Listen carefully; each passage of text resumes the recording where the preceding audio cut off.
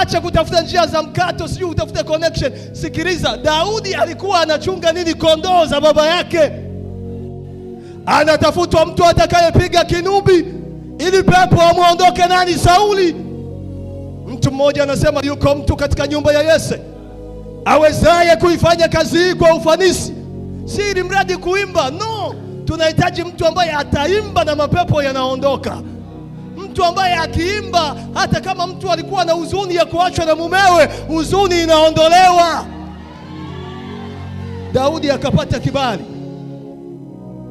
Unahangaika wewe, unatafuta shemeji yuko Ikulu, labda niongee naye anisaidie, na yeye anasema mimi sina huo muda wa kukusaidia. Unamlalamikia. Sikiliza, ukuletwa hapa kuzurura. Tafuta kibali kwa Bwana, watakuja wenyewe. Utapata appointment kutoka Ikulu, itakufuata. Tafuta kibali wewe mtoto.